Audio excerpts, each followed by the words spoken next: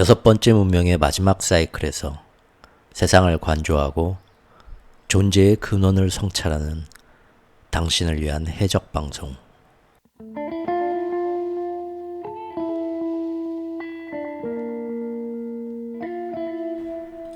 최후의 오크의 경제 이야기.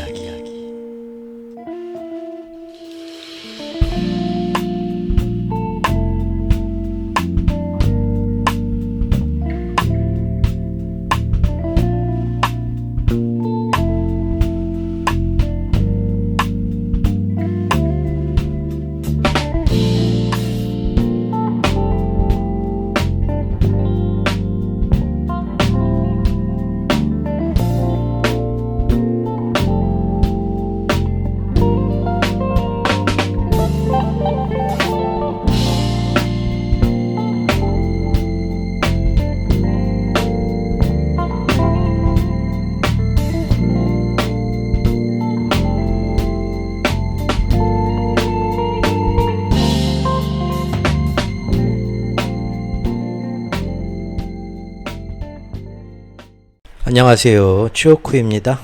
연일 무더위와 폭염에 고생들 많으시죠? 아마 지금 7월 이제 끝나고 8월이 되었는데 지금 아마 제일 휴가들 많이 가셨을 겁니다. 저도 이렇게 차 타고 드라이브 근교의 어떤 계곡 쪽으로 한번 이렇게 갔다 와봤는데, 야, 정말 그 계곡 그 곳곳에 그 계곡가에 있는 펜션들, 거기에 이제 그 애들 오라고 막 그 물놀이장 만들어 놓고 미끄럼틀 만들어 놓고, 정말 아이들 데리고 오신 엄마 아빠들 애들한테 또 추억 만들어 주느라고 거기서 그냥 첨벙첨벙, 뭐 본인들도 즐기긴 하겠지만, 아무튼 참 그런 또 휴가철의 모습도 이렇게 옆에서 보면 참, 그것도 사람 사는 또 인생에서 참 좋은 순간들입니다. 저는 차마 이 막 그 숨 막히는 폭염에 나가지 못하고 에어컨 밑에서만 지금 지내고 있습니다. 자, 오늘 수면 위의 경제와 수면 밑의 경제 해보시죠. 휴가철이라서 나 지금 뭐 어디 휴가 가가지고 이번 주에 지금 중요한 뭐 미국과 일본의 금리 결정도 오늘까지 나왔고요. 오늘 새벽까지 뭐 여러 가지 중요 이벤트들이 있는 한 주인데, 마침 휴가 가서 이런 거 다 듣기가 힘들다 하시는 분들 틀림없이 있을 겁니다. 그래서 일단 오늘 결론을 처음부터 말씀드리겠습니다. 시간 없으시면 결론만 들으셔도 될 것 같습니다.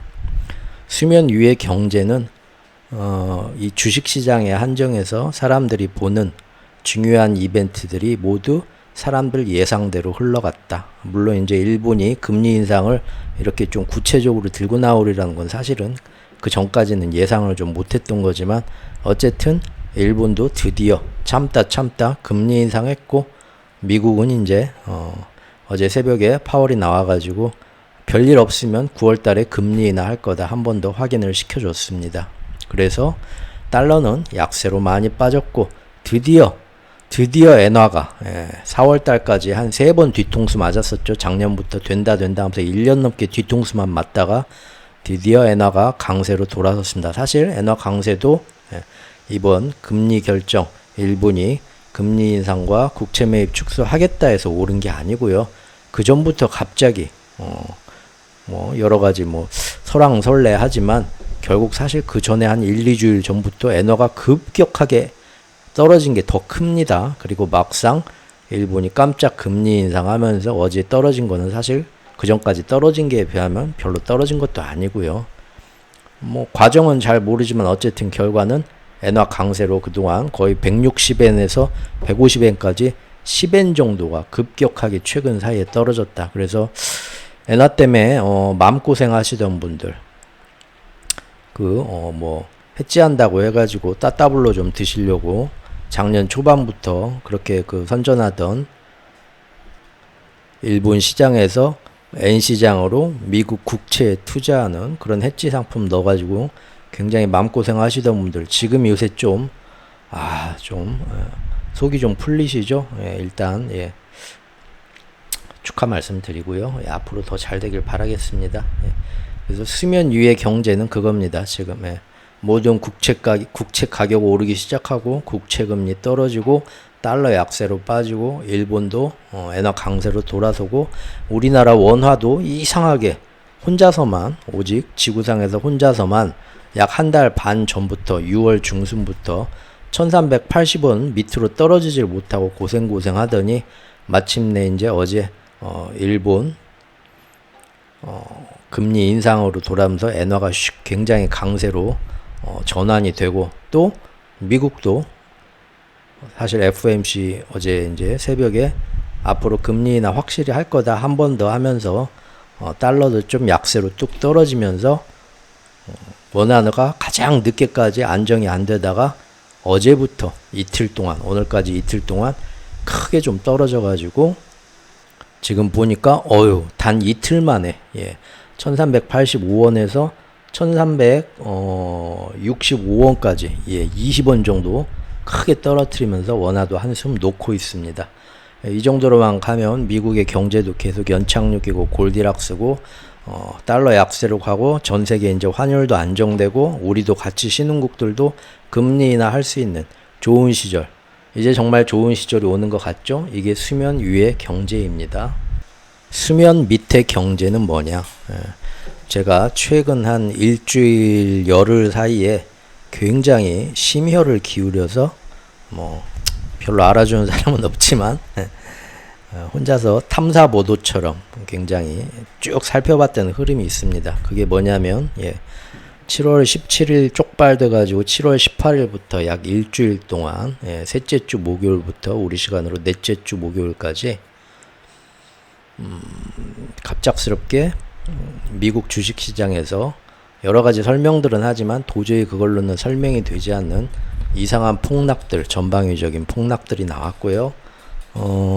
사실 그것 때문에 지금 시장의 컨센서스는 변함이 없습니다. 계속 금리 인하 하게 될 거고 아름다운 경제 연착륙 골디락스로 갈 거고 그래서 모든 주식시장은 이제 떨어질 이유가 없다. 7월부터 계속 그렇게 가는데도 지금 S&P 500이나 미국 주식시장 나스닥이나 보신 분들은 알겠지만 7월 초부터 오히려 떨어지고 있죠. 크게 떨어졌다 한 번씩 반등했다 또 떨어졌다 반등했다 하면서 사실 지지부진하고 있습니다. 겉에 거시경제 상황은 지금보다 더 좋을 수는 없다고 7월부터 계속 떠드는데 연착륙에 디스인플레, 골디락스에 미국 금리 인하에 심지어 지금은 미국 금리 인하 3번 배팅이 60%까지 올라갔습니다. 그러면서 아마 9월달 금리 인하는 베이비 스텝이 아니라 빅 스텝이 될지도 몰라 막 그런 얘기까지 나오고 있었거든요. 한창. 그리고 약세론자들 경기 침체는 개뿔 약세론자들 다 퇴근시켜버렸죠. 그랬는데 이상하게 주식시장은 7월 한 달만 보면 그 어느 때보다 더 날아갔을 것 같지만 아니더라. 울퉁불퉁하면서 지금 하락 중입니다. 그게 굉장히 불안하죠. 사람들이 이게 뭐 때문에 그러나 말도 많고. 그런데 이제 그거를 제가 탐사보도처럼 지금 살펴본 바에 의하면 어쨌든 뭔가 있다. 말씀드렸었죠? 한 열흘 전, 2주일 전부터 이거 그냥 떨어진 거 아니다. 시장에서 전문가라는 놈들 나와서 이런 놈이라네. 나 왜 이래? 죄송합니다. 못 배워서 그래요. 용서해 주세요. 전문가라는 고명하신 분들 나와가지고 이 핑계 저 핑계들 대시는데 그 핑계들로는 난 도저히 설득이 안 된다. 분명히 우리가 모르는 뭔가가 있다라고 했습니다. 그래서 어떤 앞에 우리가 모르는 정보를 받고 이놈들은 미리부터 위험자산의 노출을 굉장히 줄인 거다라는 거 그동안 열심히 말씀드렸습니다. 그리고 오늘은 거기에 한 가지 더 똑같은 기간 동안 즉 약 열흘 2주일 전부터 갑자기 주식시장에서 대형 헤지펀드와 기관들과 큰손들과 빅테크 CEO들과 워렌 버핏 할아버지까지도 갑자기 모든 위험자산 쉽게 말하면 주식이죠. 주식의 노출 비중을 빅테크 AI 뿐만 아니라 모든 금융주부터 다우 전통 산업지수부터 해가지고 급하게 뭔 일 있는 것처럼 갑자기 여보 저기 북한에서 전쟁 터졌어 빨리 저기 짐 싸갖고 어이구 뭘 써야 돼 아우 대충 저기 입으라고 저기 수저만 들고 나와 해서 급하게 가는 것처럼 급하게 포지션을 줄인 것이다. 그리고 여기에는 우리가 모르는 분명히 뭔가 이놈들만 아는 정보가 있다라고 강력하게 제가 의심을 하고 영상들을 만들었었죠. 근데 오늘은 거기에 더 추가해서 환시장과 국채시장에서도 똑같은 시기에 갑자기 안전자산으로 포지션을 늘렸다. 안전자산이란 뭐냐? 쉽게 얘기해서 달러하고요, 엔화하고요, 미국과 일본의 국채입니다. 거기에 급작스럽게 더 늘렸다는 증거를 오늘 보여드릴 겁니다. 그래서 제가 하고 싶은 말은 뭐냐면 수면 밑의 경제에서는 이렇게 아름다운 수면 위의 경제, 주식시장과 달리 수면 밑의 경제, 큰 세력들, 큰 손들, 빅샷들, 또 국채시장과 환시장에서 주식시장보다 훨씬 더 큰 돈을, 더 큰 흐름을 보면서 아주 무섭게 움직이는 스마트머니들, 얘네들은 이미 갑자기 7월 중순부터 불이 나게 위험자산 비중을 확 줄이고 안전자산 비중을 확 늘렸다. 그리고 여기에 대해서 분명 우리가 모르는 뭔가가 있다라고 제가 말을 했고요. 그리고 이제 눈치가 빠르신 분들은 그게 뭐였는지 이제 제가 말씀 안 드려도 알죠. 네. 지난 주말에 이스라엘이 불법으로 점령한 시리아의 골란 지역, 한마디로 국제사회가 인정은 안 하지만 예전에 중동 전쟁에서 다 이겨 먹었을 때 으쌰 하고 기분이 좋아서 여기도 뭐 성서에 의하면 여기도 가나안이고 우리 땅이야 하면서 차지했던 게 골란구원이죠. 예를 들면 지금 일본이 우리나라 독도를 맘대로 차지하고 국제사회에서 인정은 안 해주는데 우리 땅이야 하는 거고 버티는 거나 똑같습니다. 그런 지역인데 거기 애들 축구장, 그 동네 찌그마한 마을에 있는 애들 저기 축구장에 헤즈볼라의 로켓포가 떨어져 갖고 아이들 12명 죽고 민간인 한 30명 정도가 부상당하는 일이 생기죠. 네타냐후가 가서 우리 아이들이 당했는데 가만히 있으면 말이 되겠냐? 복수를 다짐했고요. 헤즈볼라 남부에 군사기지들 여러 차례 공습한 다음에 하루 이틀 뒤에 바로 이번엔 또 뭡니까? 예. 레바논의 수도 베이루트에 또 드론을 날려가지고 주변의 민간인들도 다치게 했습니다. 하마스의 수장을, 헤즈볼라의 2인자를 처치했다는 걸로 인해서. 그래서 또 레바논 국민들이 발칵 뒤집혔죠. 베이루트가. 예.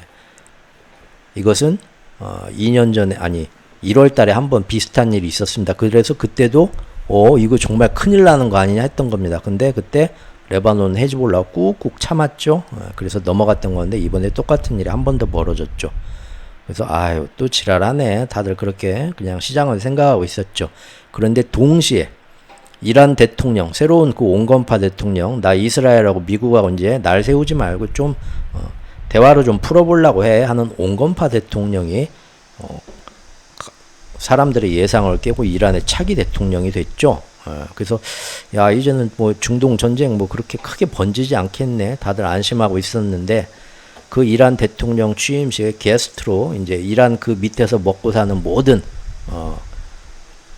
그 나라들 다 와가지고 그 취임식에 다 초대받았죠. 초대장 받고 그 왔는데 거기에 하마스 지도자 중에 한 명이 머물고 있던 그 이란 수도 테헤란, 그렇죠. 예. 레바논의 수도는 베이루트고요. 예.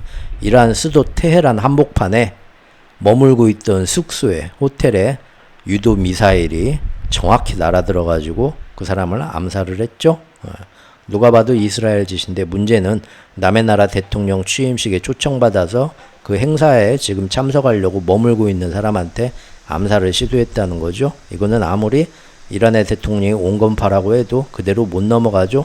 넘어가는 순간 그러지 않아도 지금 정치 세력, 자기만의 정치 세력이 없거든요. 사실상 대부분 강경파고 이란 체면도 있고 그 두 가지를 동시에 일으켰죠.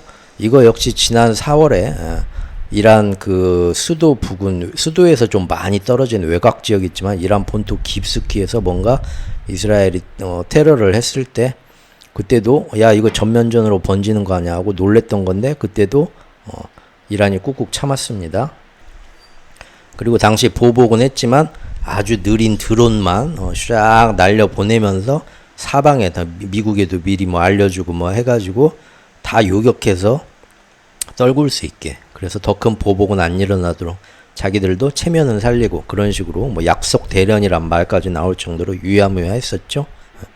그래서 사실 지금 골란고원에서 그 일 터지고 또 지금 어제 오늘 이렇게 하면서 다시 또 선을 넘는 레바논의 그 수도와 이란의 수도 한복판을 또 건드리면서 또 한 번 전면전의 위기로 한 번 더 치솟고 있습니다.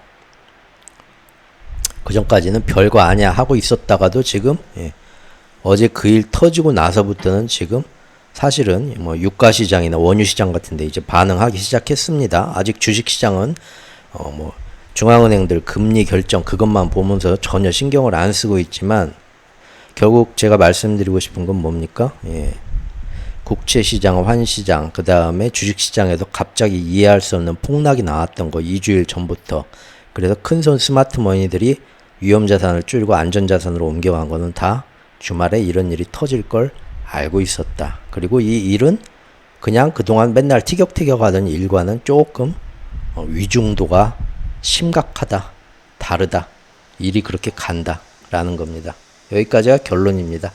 나중에 한 번 더 이 영상을 이 다음 영상에서 자세하게 다룰 텐데 재밌는 거는 네타냐후가 축구하던 우리 아이들이 죽었다. 도저히 참을 수 없다. 그러니까 나도 너희들이 선을 넘는 도발을 했으니까 나도 선을 넘어서 레바논과 이란의 수도 한복판을 공습을 하겠다 하고 니들이 먼저 건드렸으니까 나도 참을 수 없다라고 지금 선을 넘은 건데요. 재밌는 건 네타냐후 가서 우리의 아이들이 죽었다. 그 현장을 공습 현장 축구장을 찾아가지고 연설을 했을텐데 그 아이들이 이스라엘 아이들이 아닌 거 아시죠?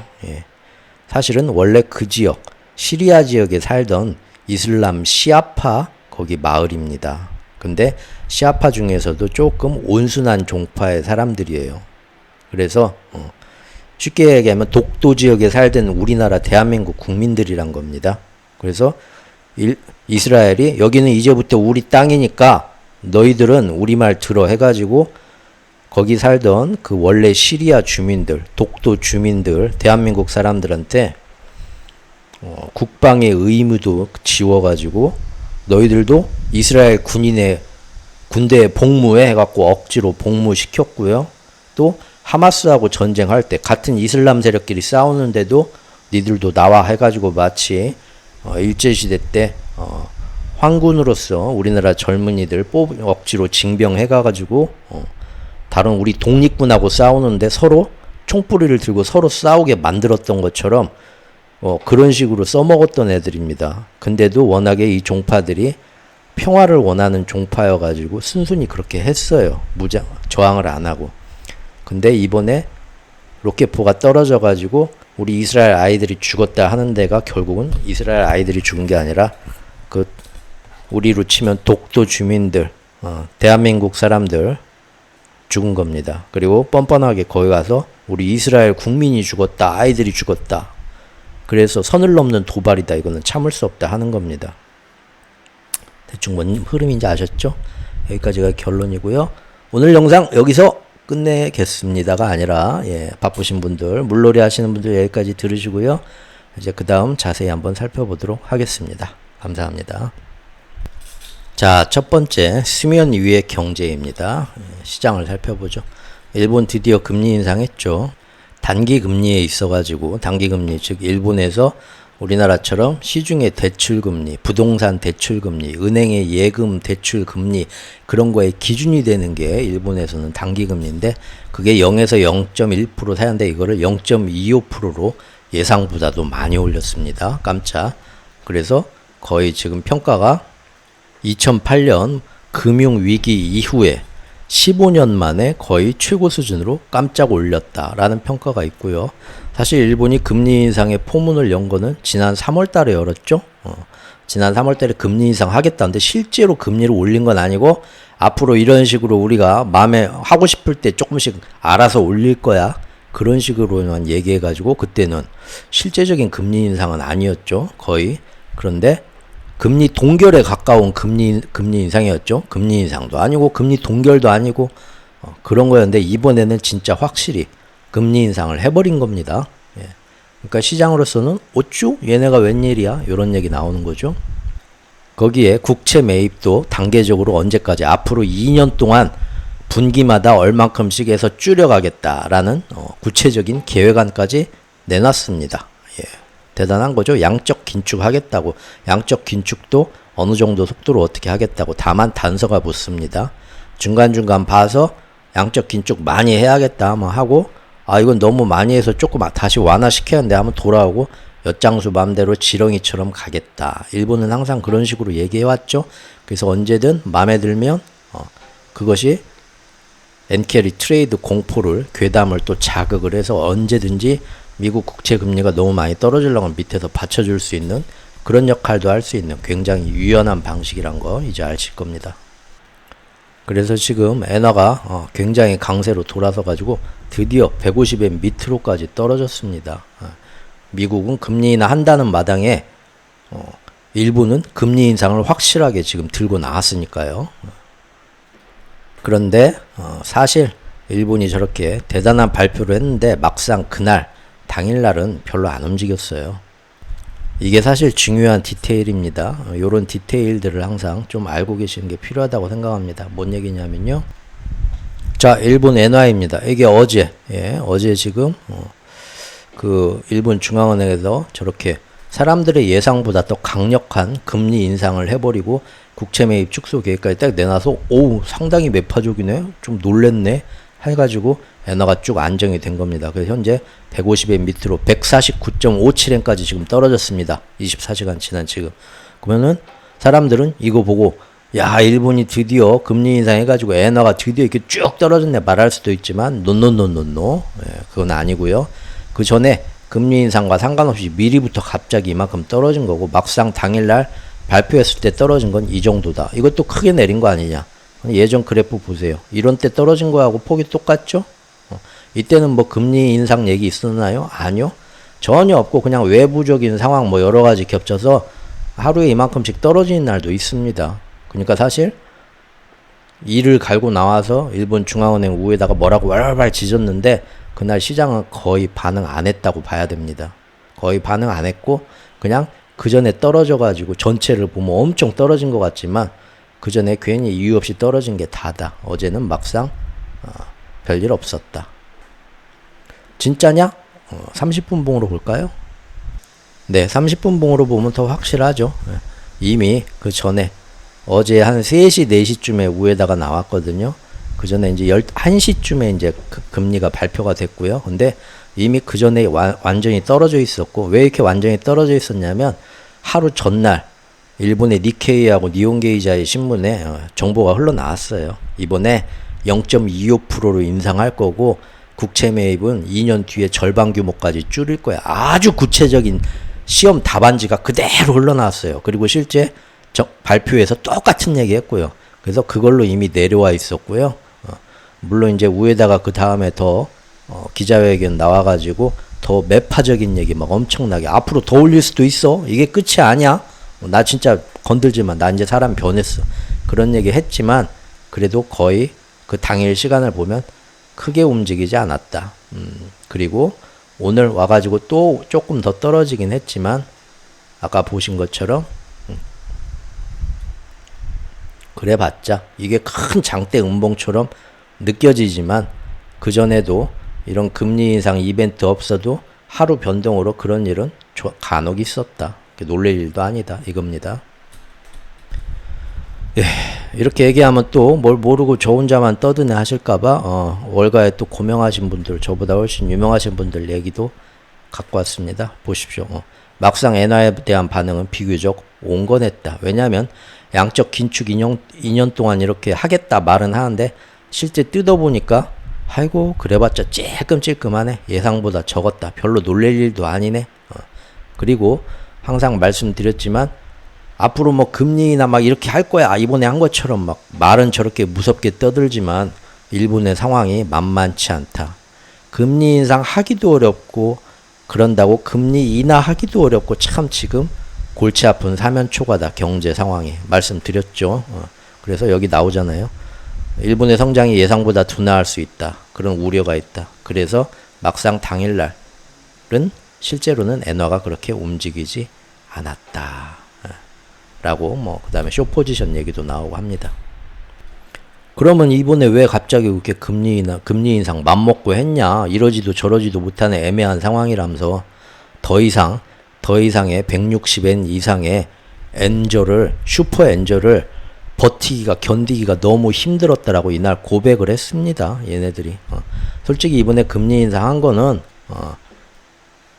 이번 엔화 약세가 이번 금리 인상의 가장 중대한 위협이었고 가장 주요한 원인이었다고 우에다 씨가 나와서 고백했어요. 실제로 지난 한 달간 환시장에서 그거 방어하는데 우리 돈으로 50조 원이나 들었다고 합니다. 이게 한 3월쯤에는 3, 4월쯤에는 한 달 동안 잘해야 한 10조 원 썼어요. 근데 이제는 점점 힘들다. 지난 한 달간 한 6월 중순부터 한 7월 중순까지 이만큼 봤을 때 지금 이거 계속 처음에는 막지도 못하죠. 돈 엄청나게 쓰고도. 왜냐면 전 세계 투기꾼들이 다 여기 와가지고 야 엔화 약세 막지를 않는다니까 일본 정부가 말만 저렇게 막 금방 뭐 좌시하지 않겠다 어쩐다 하지 해가지고 전부 숏배팅 걸어놨고 이거 내리 누르는데 너무 힘들고 돈이 너무 막 불과 몇 달 사이에 막 5배 6배의 돈을 써야 된다는 거예요. 거기에다가 슈퍼 엔저가 일단 굉장히 뭐 기업들은 좋을지 몰라도 기업도 사실은 이제 더 올라간 문제고요. 국민들이 힘들어 죽는다. 수입 물가가 너무 비싸가지고 못 살겠다. 원성이 자자하고 정치권에서도 맨날 압박이 들어왔거든요. 그래서 이번에는 일단 국민들이 너무 힘들다 하고 정치권에서 압박이 들어오니까 그래서 엔저가 너무 심해져서 160엔 이상 솔직히 못 버티겠더라. 좀 버텨보려고 했는데 제가 예전에도 말씀드렸죠. 160엔 이상 올라가면 지들도 진짜 힘들다. 찢어진다. 어디 찢어진다. 이거 오래 못 버틴다 했죠.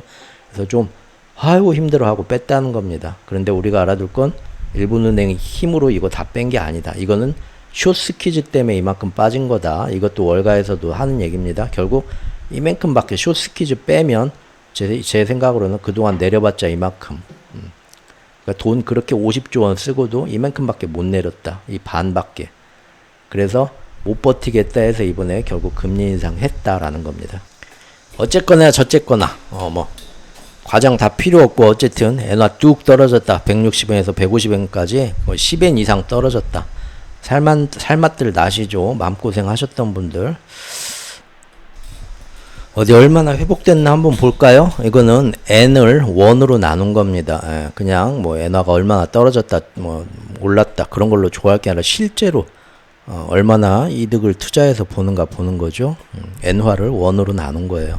그동안은 엔화에 투자했어도 작년 12월부터는 계속 엔화에 투자했어도 엔화가 올랐다 하더라도 환전해서 우리나라 돈으로 바꿔야지. 우리나라에서 짜장면 사 먹을 때 일본 돈 안 받아주잖아요.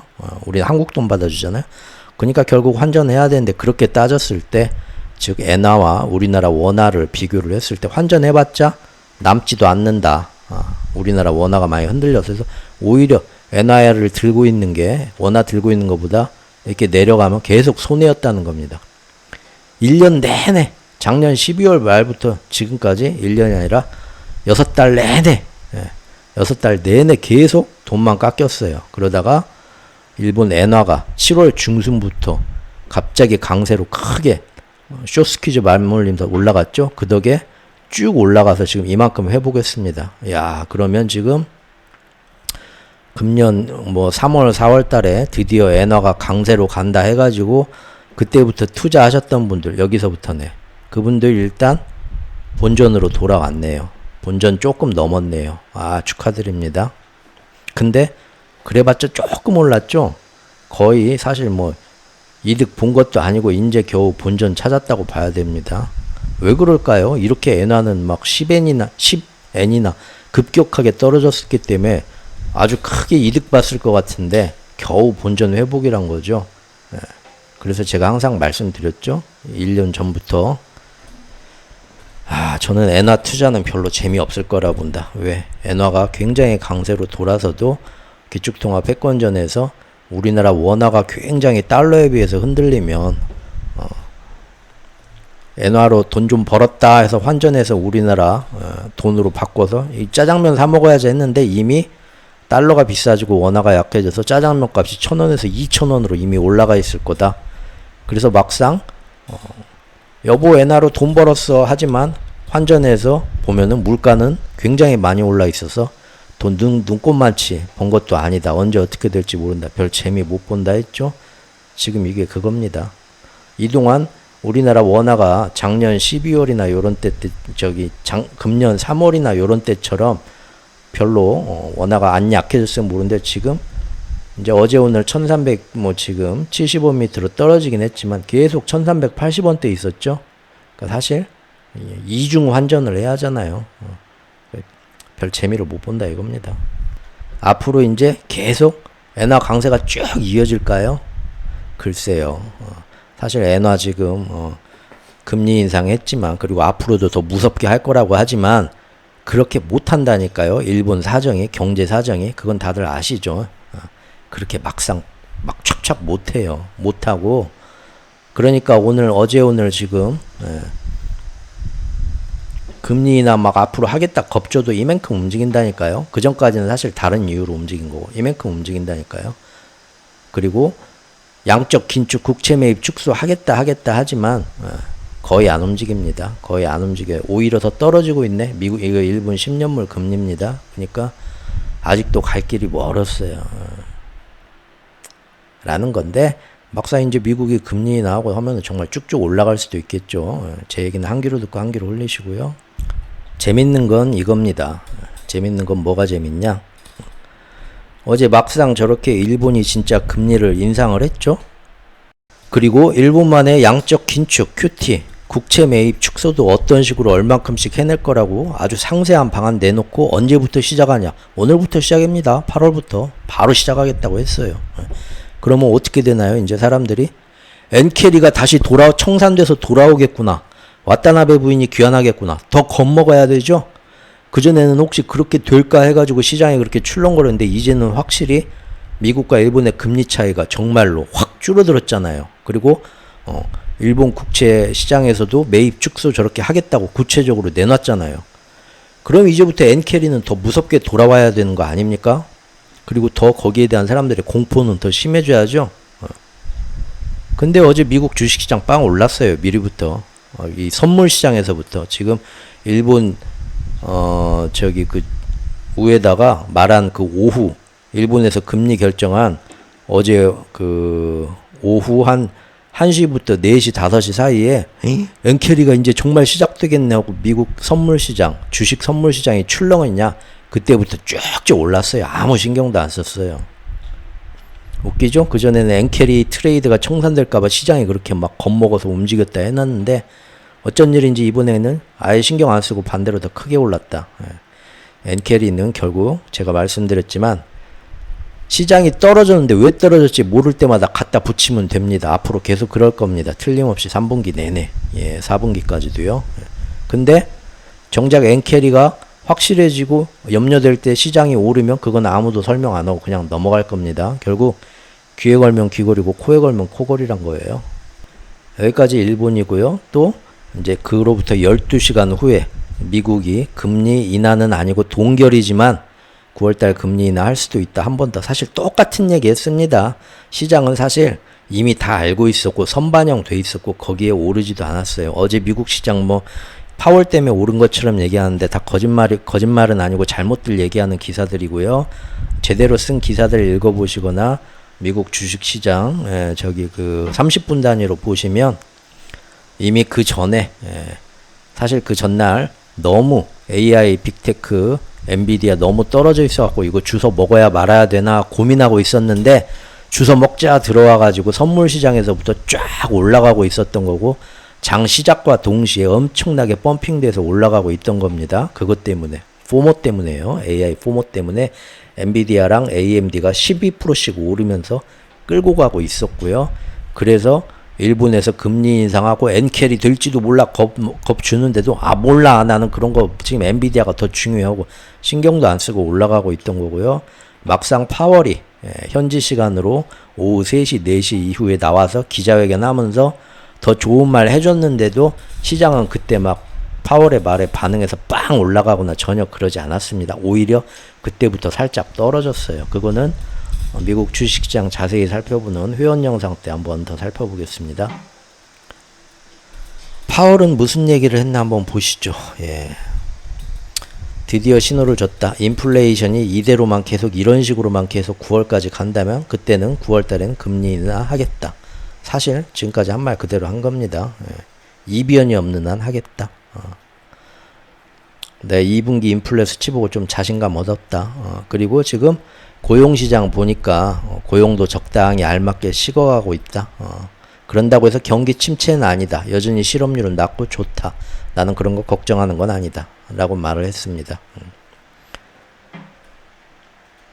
그리고 뭐 9월 달에 뭐 50bp 빅스텝으로 내릴 거냐?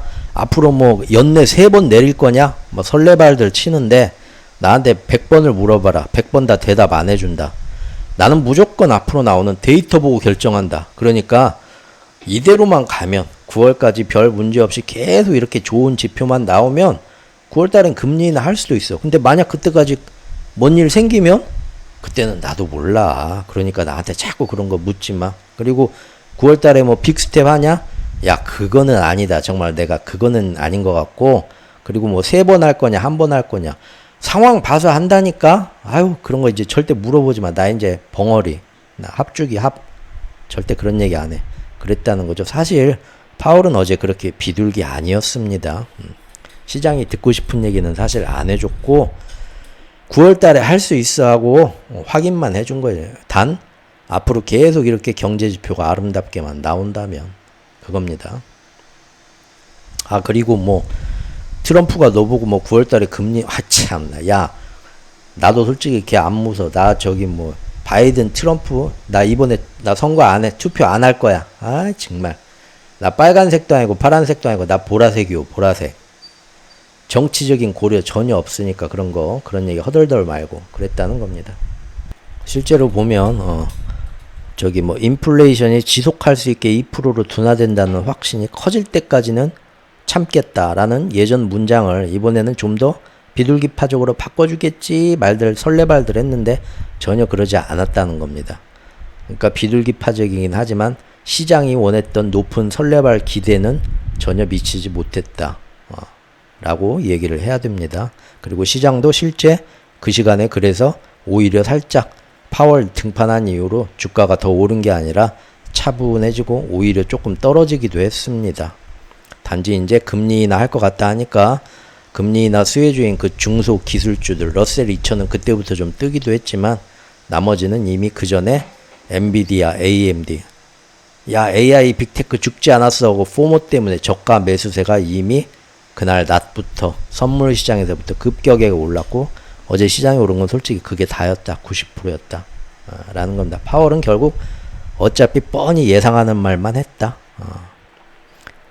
예상밖에 뭐 아니야 금리 인하 안 할 수도 있어. 그런 말은 안 했다. 거기에 그냥 만족해야 됩니다. 자료들 쭉 요약해서 가져왔으니까 바쁘신 분들 블로그 와서 기사 제가 요약한 거 쫙 보셔도 괜히 여기저기 막 사방에 시간 낭비하면서 안 들여봐도 중요한 골자는 다 있으니까 요거 보셔도 될 겁니다. 그리고 옐런이 3분기에 국채 발행 어떻게 할 건지 발표를 했는데 재무부 QRA라고 하죠. 여기서 예상과 달리 원래 3분기 때 2분기 때 국채 발행 줄였은 게 3분기 땐 국채 발행 늘릴 거다. 특히 장기채 위주로 늘릴 거다.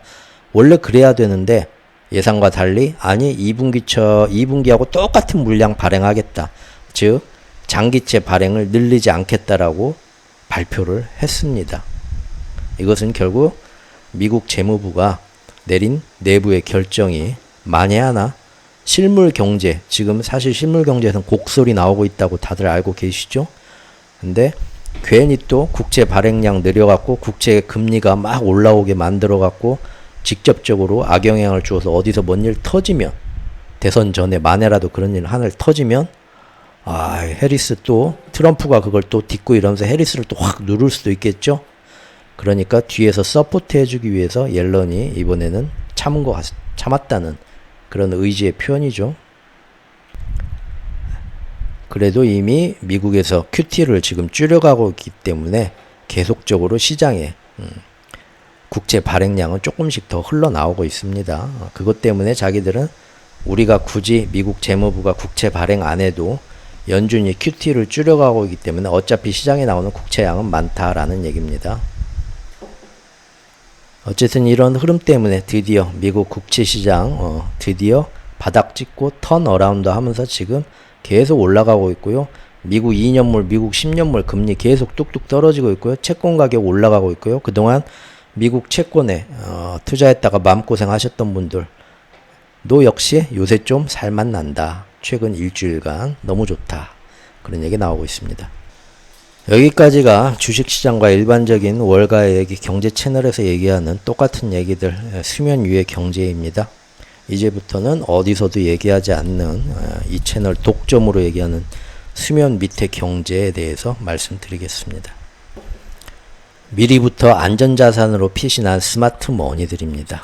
정말 그런지 한번 보시면 됩니다. 그 전에 제가 얼마 전에 올렸던 영상 3부라는 이 영상에서 미국 시장 총정리, 국제정세 총정리 해가지고 이 후반부에 소제목들 보시면 후반부에 한 10분, 15분짜리로 정리한 거 있죠? 예. 그 내용들을 숙지하고 계시면 더 이해가 좋을 것 같습니다. 정말 안전자산으로 피했냐? 수면 위에서는 저렇게 뭐 앞으로 좋은 일만 남았다 하는데 수면 밑에서 더 큰 세력들, 스마트머니들은 위험자산 다 줄이고 정말 안전자산으로 미리부터 도망갔냐? 지금부터 살펴보자 이겁니다. 달러입니다. 달러 인덱스. 자, 보십시오. 어제 파월이 나와가지고 좋은 말 해주고 야 이제는 정말 9월 금리 인하 확실하다고 좋아하면서 달러가 약세로 빠졌죠. 이틀만 보면 그럽니다. 어제하고 오늘 이틀만 보면. 자, 그런데 조금 이상한 게 뭐가 이상하십니까? 지금 보십시오. 7월 18일부터 달러는 어제 이틀만 빼고는 계속 오르고 있었습니다. 맞죠? 여기 보십시오. 맞죠? 7월 18일이 언제부터입니까? 예. 세력이 전방위 후퇴 전부 팔고 주식시장에서 비중 줄이면서 도망갔을 때입니다. 동시에 그때부터 뭡니까? 달러는 오히려 앞으로 금리 인하 계속 할 거야 하면서 계속 떨어지던 와중에 갑자기 반등하면서 올라가고 있었다는 겁니다. 여기까지.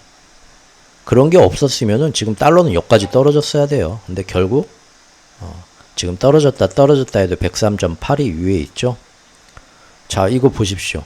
왜 갑자기 7월 18일부터 달러는 오르고 있었을까요? 누군가 앞으로 금리 인하에서 달러는 약세로 빠질 거야 하는 와중에도 그래도 뭔 일 터질지 모르니까 안전자산인 달러에다가 좀 돈을 묻어놔야겠어 해서 달러로 급하게 7월 18일부터 불이 났게 들어온 자금의 스마트머니의 흐름이 있었기 때문에 달러가 올라갔었다는 겁니다. 다음 미국 국채시장을 보겠습니다. 이것은 당연히 미국이 금리 인하 할 거다 해갖고 같이 동화돼서 지금 뚝뚝 떨어지고 있는 미국 2년물 국채시장입니다.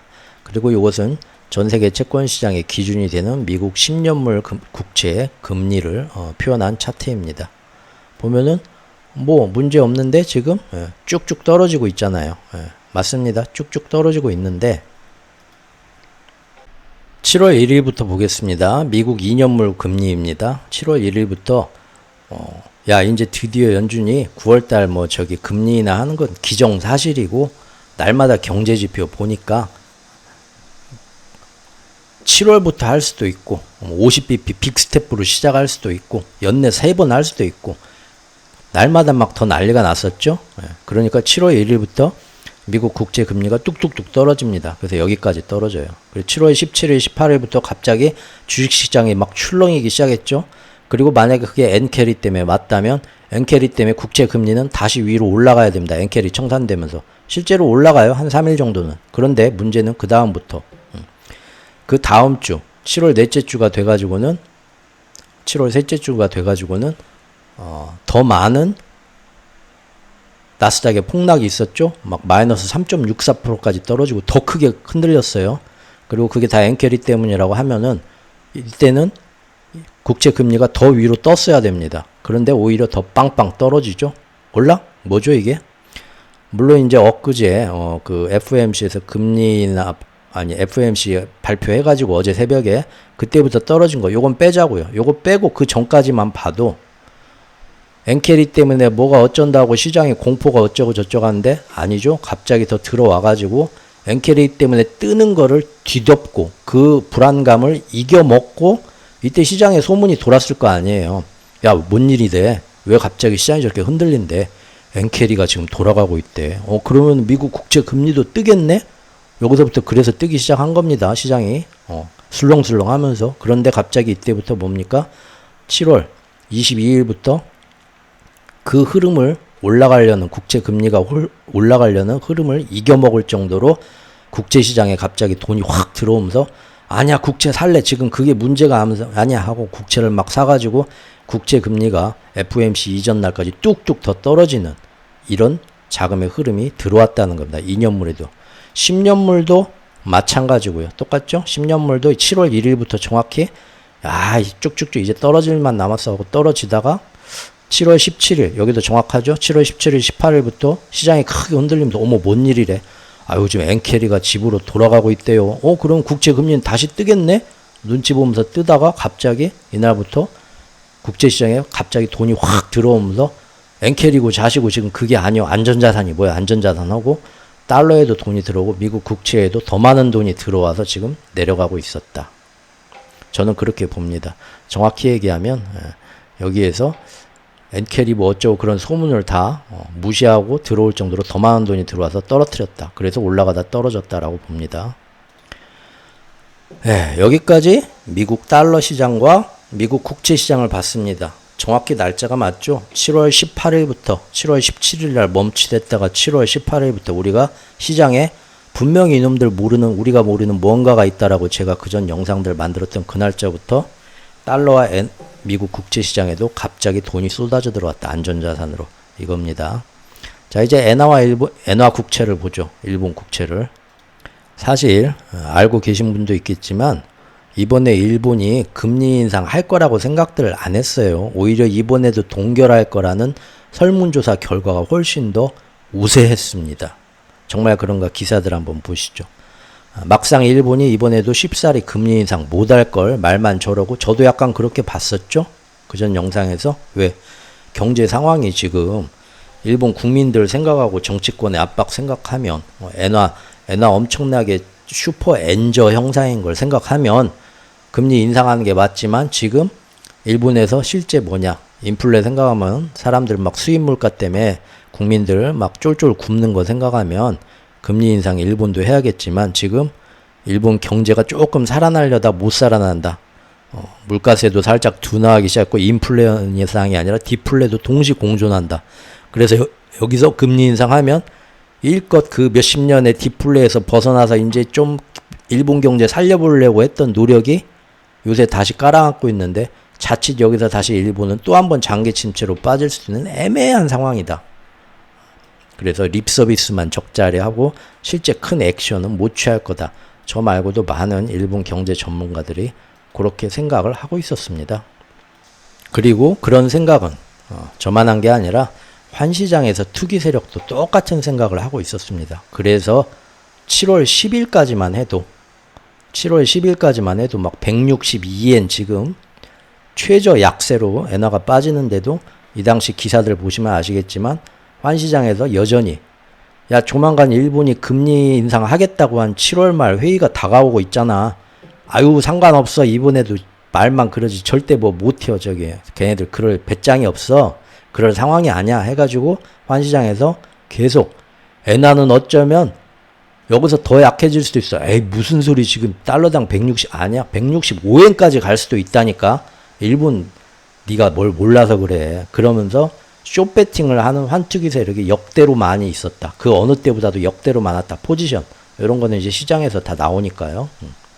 그런 기사들 그때 보셨던 분들이 있을 겁니다. 틀림없이. 그래서 그렇게 버티고 똥배짱을 부리면서 버티고 있었기 때문에 갑자기 이때 엔화 시장에 야 안전자산이 뭐야? 나 엔화 좀 사둬야겠어 해갖고 사실은 금리 인상 조만간 일본이 하겠지 그것 때문에 들어온 돈이 아니라는 거예요. 환시장인 투기 세력들이 못한다니까 나는 그래도 숏에 걸게져서 숏 배팅이 어마어마하게 이미 많은 상태였는데 갑자기 어디선가 언제부터입니까? 7월 10일부터 미리부터 환시장에서는 무슨 정보를 듣고 엔화 사다 놔야겠어. 지금 조금 세상이 좀 불안해. 안전자산이 뭐야? 달러 엔화 해서 사실은 들어오는 게 이때부터 생겼다. 사실 조금씩 들어왔겠지만 본격적인 건 저는 7월 18일부터 들어왔다고 봅니다. 근데 왜 이렇게 뚝 일본 엔화는 7월 10일부터 먼저 떨어졌냐? 요놈들 때문에 숏 배팅 엄청 많이 하고 있으니까 조금만 들어와도 숏 스퀴즈가 팍 난 겁니다. 맞죠? 10명 중에 9명이 일본이 엔화가 더 약세로 빠질 거야 하면서 여기다 배팅하고 있는데 누가 조금 엔화 살라고 들어오니까 이때부터 크게 숏 스퀴즈 현상으로 뚝 떨어진 거예요. 이게 뭔 일이지? 하면서 51선에 뭐야 어떤 미친놈이 지금 엔화를 살라고 들어와. 지들끼리 그랬겠죠? 그런데 7월 17일, 18일부터 51선 밑으로 뚝 떨어집니다. 뭐 정보가 들어온 거죠. 불이 나게. 야야야. 아까 달러하고 미 국제시장처럼 이때부터 엔화 시장도 뭔가 문제가 왔을 때 지정학적인 문제가 유럽이나 중동에서 왔을 때 안전자산이 뭐야? 달러화하고 엔화하고 미국하고 일본이죠? 엔화 시장으로 돈이 막 들어온 겁니다. 사겠다고 엔화를. 그러니까 이때부터 하면서 숏스퀴즈 세력이 한 번 더 7월 18일부터 뚝뚝 당한 겁니다. 이때부터는 지들도 엄청나게 급하게 그런 소문을 듣고 정보를 듣고 손을 막 털었겠죠. 급하게 숏 포지션 청산한 겁니다. 그래서 쭉 해서 여기서 안정이 되죠. 이때부터 7월 23일, 24일 이때는 이미 더 크게 미국 주식시장이 출렁이던 때였지만 일본 환시장은 딱 안정을 찾습니다. 왜? 숏 포지션 다 털었어요. 얘네들 정보가 7월 18일부터 들어와서. 그래서 옆으로 간 겁니다. 그렇게 옆으로 가던 와중에 일본이 금리 인하 한 대 해도 하라고 해. 아니 금리 인상 한 대 해도 하라고 해. 그래봤자 찔끔하겠지. 뭐 별로 신경도 안 써 하고 있던 거예요. 그러다 이제 어제 이틀 동안 생각보다 많이 하니까 원래 하고는 좀 더 떨어진 거고요. 야, 이렇게 자세히 설명해 주네. 당신들 어디 가서 이런 얘기 못 들어. 농담입니다. 농담이에요. 이렇게 그 전날, 하루 전날 7월 30일 날 일본의 니케이하고 니혼게이자의 신문에서 이번에 이 정도 수준으로 0.25%까지 금리를 딱 인상하고 국채 매입 축소 계획 이렇게 반까지 줄이고 나올 거야 라는 그런 정보를 미리 흘려갖고 그때부터 출렁했죠. 그 전까지만 해도 시장은 사실상 숏 스퀴즈 때문에 갑작스럽게 이유 없이 엔화 시장에 들어온 자금 때문에 숏 스퀴즈로 떨어진 거지. 그래도 막상 이번 금리 인상 회의에서는 일본이 조금 크게 움직이지 못하고 립 서비스 정도로 또 매파적인 얘기만 하고 끝낼 거야 하고 끝까지 똥배짱들 부리고 있었다는 겁니다. 왜냐하면 그전 기사들 보시면 일본의 6월 소비자 물가 나온 거 이런 거 뭐 이렇게 쭉 나오면서 뭐 여러 가지 나오지만 생각만큼 기사들 보시면 소비 지표가 불안하다. 정말 이번에 금리 인상 할 수 있을까? 걱정하는 기사들이 이미 계속 나오고 있었어요. 여기. 이때가 언제냐? 바로 금리 회의 하기 이틀 전까지만 해도 이런 얘기가 시장에 돌고 있었다니까요. 7월 28일, 29일까지만 해도 이번에 못해 하고 이 기사도 7월 26일 기사인데 그 당시 블룸버그에서 예측하기를 이번에 동결할 거다 일본. 그런 전문가들이 여전히 많다. 왜? 지금 뭐 슈퍼 엔저도 무섭긴 하겠지만 그런다고 해서 지금 금리 인상 실제로 해버리면 디플레이션 잃어버린 30년에서 이렇게 회복하려고 하는데 지금도 회복 못하고 있는 거 요거 정말 아깝다. 다시 죽어버릴 수도 있다. 그래서 못할 거다. 여기 나오잖아요.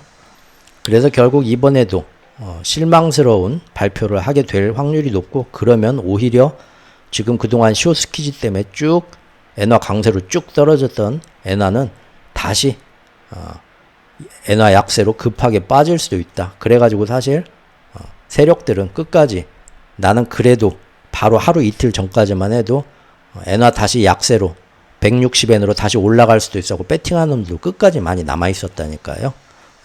그런데 이제 하루 전에 신문 기사에서 미리 정보를 흘리죠. 30일 날 BOJ가 이렇게 나올 거야 하니까 그때부터 이제 도망간 거고요. 그 전까지는 뭔 일이래? 갑자기 막 엔화에 왜 갑자기 엔화로 지금 돈이 들어오지? 안전자산으로 해갖고 몰라서 숏스퀴즈 뒤통수 맞고 빵빵 떨어졌지만 18일부터는 얘네들도 정보를 알고 떨어지고 어이구 안전자산 도망가야지 해서 떨어졌지만 그럼에도 불구하고 여기 보시면 일자로 가는 이 3일간 야 그래봤자 일본은 금리 인상 맘대로 못할걸? 그러면 그 반동으로 다시 뜰 거야 하고 숏으로 끝까지 버티는 놈들 끝까지 있었다. 그런데 막상 30일 날 그 신문에서 그런 정보 나오고 예상외로 강한 금리 인상 신호를 발표를 하니까 뚝뚝 또 2, 3일간 떨어졌다 이겁니다. 그리고 이 얘기는 할까 말까? 상당히 어려운 얘기니까 그냥 스킵하셔도 되는데,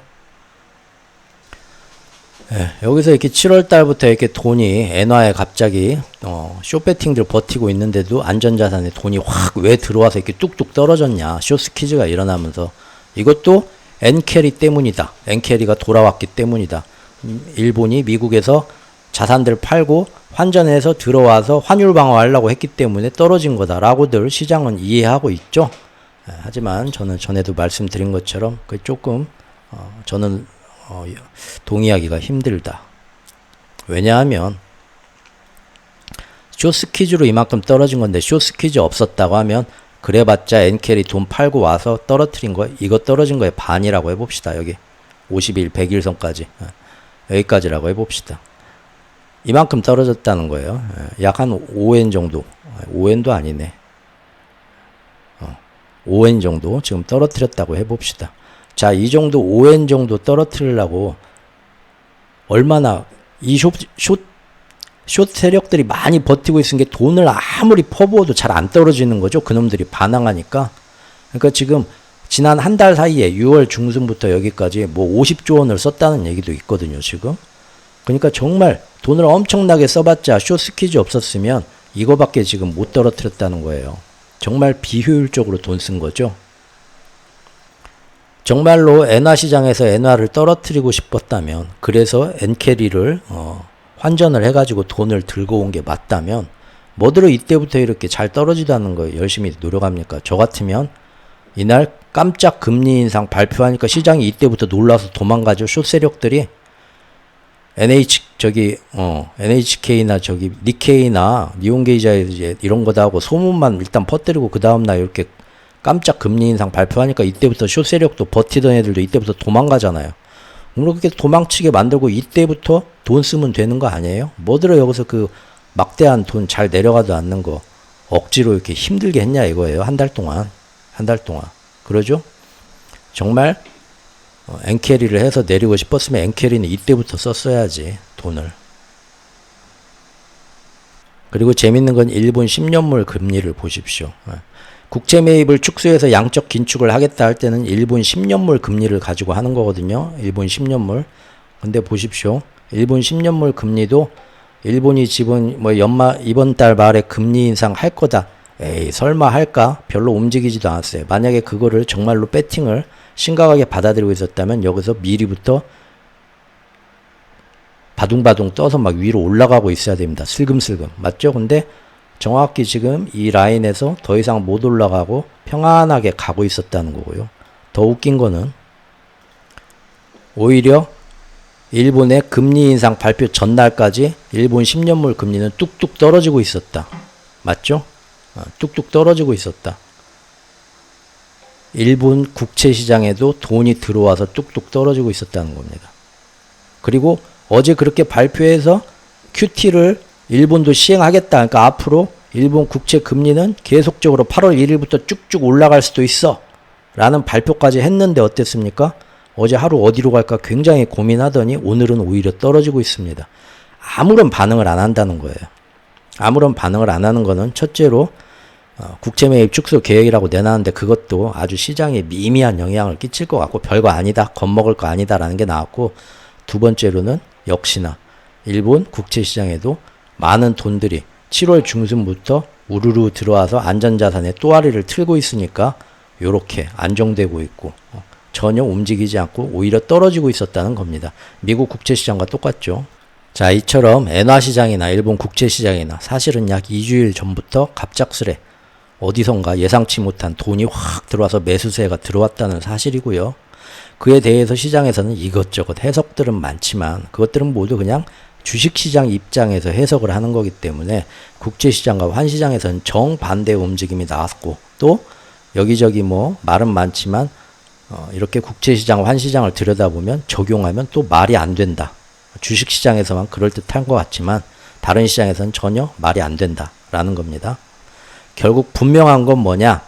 그동안 안전자산인 달러, 엔화, 미국 국채, 일본 국채, 즉 어디서 전쟁 터졌을 때 어디가 안전하냐, 그리고 뭐는 불안하냐, 주식시장은 어떤 영향을 받을 수 있냐를 봐서 이미 2주나 보름 전부터 미국 주식시장에서 전방위적으로 약 7월 18일부터 급격하게 전방위 후퇴하면서 털었고 위험자산 노출을 줄였고, 동시에 그때부터 달러 엔화 그 다음에 국채시장, 미국과 일본의 국채시장에는 스마트머니들이 돈이 확 더 들면서 안전자산 비중을 더 늘렸다는 겁니다. 이로써 그 당시에 뭐 때문에 저러나, 우리가 모르는 무슨 정보를 알고 있길래 이런 움직임이 나나 하고 제가 일주일, 2주일 전부터 고민하던 해결은 이제 저는 풀렸습니다. 한마디로 7월 셋째 주부터 국채시장과 환시장에서는 갑자기 더 안전자산으로의 비중을 더 크게 늘렸고요. 주식시장에서는 큰손들과 빅샷들이 열심히 위험자산인 주식 비중을 역시 열심히 줄여 놓았다는 겁니다. 마치 조만간 무슨 일이 터질지 걔네들은 미리 알고 어디선가 무슨 정보라도 받은 것처럼. 그리고 지난 주말에 시리아의 골란고원에서 무늬만 이스라엘 국민인, 사실상은 원래 시리아 이슬람 주민인 시아파 분파의 작은 공동체 마을의 마을 축구장에서 어린아이와 민간인 수십 명이 희생당하는 안타까운 사건이 발생했습니다. 그리고 이 사건을 빌미삼아 이스라엘은 이제 우리 국민, 우리 아이들이 당했는데 내가 어떻게 참겠느냐, 원수를 갚겠다 하면서 다시 레바논 수도 베이루트와 이란의 수도 테헤란까지 가서 주요 요인들을 암살을 해서 도저히 그 나라들이 다시 체면상 가만히 있을 수는 없도록, 다시 한번 보복을 할 수밖에 없도록 만드는 도발까지 이어졌다는 겁니다. 결국 이거를 알고 있었다는 거죠. 정리하겠습니다. 결국에는 안전자산이었고요. 그리고 이놈들은 미리 알고 있었다라는 겁니다. 사실 우리는 이러한 흐름 이미 전에 한번 눈여겨보고 제가 지적한 바가 있습니다. 얼마 전에 한 달, 두 달 전인가 6월 말인가 7월 초에 6월달 정리하면서 7월달 하반기 3분기 전망 시리즈 할 때 그 안에서 제가 얘기했던 것 같은데요. 그때도 제가 국채시장과 환율시장에서 일어나는 기이한 움직임이 있다 했고요. 앞으로 이런 흐름이 중요하다, 계속 살펴봐야 된다, 3분기 전망 시리즈에서 그래서 얘기를 했던 겁니다. 즉 주식시장의 해석하고는 다르게 보다 더 큰 손이고 스마트머니 환시장과 국제시장에는 지금 아주 거시적인, 보다 더 큰 관점에서의 불확실성과 위험을 지금 바라보고 있다. 그리고 그 중에서 가장 큰 위험은 제가 6월달 중순부터 얘기했던 G7 회의와 7월 초순의 나토 회의에서 연이어 나타난 지정학적 변수였다. 그게 제일 컸다. 그 다음에 인물 변수, 그 다음에 마지막으로 금의 동향, 세 가지 짚었었죠. 구체적으로 제가 그 당시에 국채시장과 환시장의 미묘한 움직임 속에는 지정학적 변수를 감안해서 지금 안전자산인 달러와 엔화 미국채에 더 심하게 쏠리는 현상들이 나오고 있었다. 그래서 3분기에 달러 약세고 빠지고 모든 게 좋아진다 하는데 정말 이게 얼마나 예상만큼 그렇게 될 건지 불안하다 말씀을 드렸던 거고요. 그런데 지금 오늘까지 나타난 현상이 그때 말했던 현상과 똑같이 또 나온 겁니다. 그리고 이런 시각에서 보면 그동안 제가 지난 열흘 동안 왠지 이거는 시장에서 충분한 설명이 되지 못한다, 뭔가 우리가 모르는 뭔가가 있다 했던 것들이 드디어 한 방에 해결되는 겁니다. 뭐냐면 다시 한번 이제 정리입니다. 마지막 정리. 다시 한번 색깔로 크게 써놨습니다. 바로 최근 들어 일본 중앙은행의 금리 인상을 할 거다 예견하면서도 에이 그래봤자 그렇게 많이 못해 하고 꿈쩍도 않고 버티고 있던 숏 세력들이 숏배팅을 하고 엔화는 쉽게 강세로 안 가고 버티고 있던 엔화 시장에 갑작스럽게 그때부터 자금이 밀려 들어오면서 다들 숏 스퀴즈 당하고 무너질 정도로 갑자기 밀물처럼 밀려 들어오면서 엔화가 강세로 미리 돌아섰던 점, 즉 안전자산 엔화로의 쏠림 현상이죠. 두 번째는 일본의 금리 인상 신호가 지금 뭐 그런 얘기가 있다, 그래서 엔캐리가 청산되고 있다, 그런 얘기들이 나오는 시점에도 오히려 일본 10년물 국채를 보면 매도세가 아니라 반대로 매수세가 들어오고 있고 거의 반응을 안 했다는 점, 즉 안전자산인 일본 국채로 돈들이 피신하고 있었다는 거죠.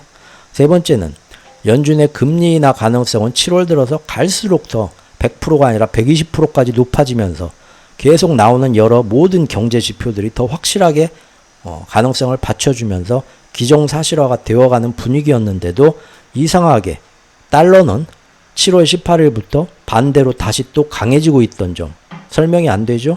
안전자산 달러로의 쏠림입니다. 네 번째로 미국 10년물 금리 역시도 이미 그러한 움직임을 충분히 선반영해서 초반에는 아까 2년물, 10년물 본 것처럼 과도하게 급락하고 있었는데 다시 언제부턴가 엔캐리 괴담 터지면서 슬슬 올라가다가 갑자기 또 오히려 더 급하게 미국 국채시장에 매수세가 들어오면서 급락하고 있었던 점 역시 안전자산 미국 국채로 더 큰 피신이죠. 자, 이렇게 보면 모든 그리고 주식시장에서 뭐 말로는 뭐 엔캐리 때문이다 차익 실현이다 하지만 말도 안 되게 계속 털어냈던 점 버핏 할아버지도 열심히 지난 9일 동안 끊임없이 계속 앞으로 정말 이거 좋은 건데 왜 당신 지금 버려 이 양반 노망났나 하는 은행주 금융주 막 대형은행주 줄이고 있던 거 이런 것들이 전부 한 방에 설명되죠. 즉 지난 주말에 이런 일이 터지고 이거는 지금까지 아유 그 동네 맨날 이스라엘 헤즈볼라 티격태격 하는데 그래봤자 별거 안 일어나잖아. 이제 확전 거기 안 일어나. 가자 전쟁도 이제 곧 휴전한대잖아. 걱정 말어. 이제 끝났어 하고 시장은 지난 한두 달간 반응도 안 했죠. 거기서 뭔 소식 터져도 신경도 안 쓰고 있었죠.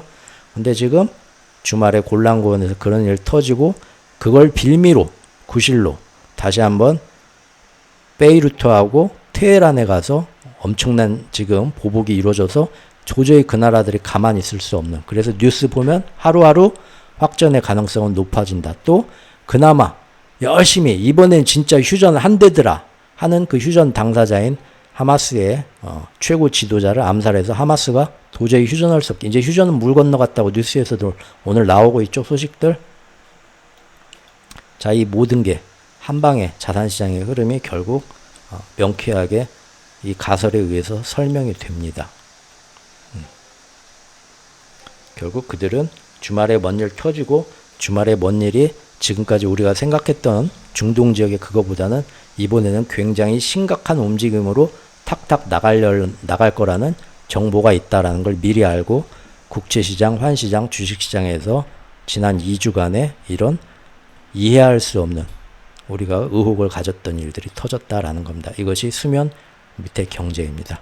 자, 오늘 또 여기까지 들어주신 분들 감사드리고요. 예, 오늘 저기 좀 길게 했어도 뭐 어디 가서 쉽게 들을 수 없는 얘기고 또 앞에서 물놀이 휴가 가신 분들 위해서 15분짜리로 제가 결론 먼저 얘기했으니까 너무 짜증내지 마시고요. 건강들 조심하시고 또 다음 영상에서 뵙겠습니다. 감사합니다.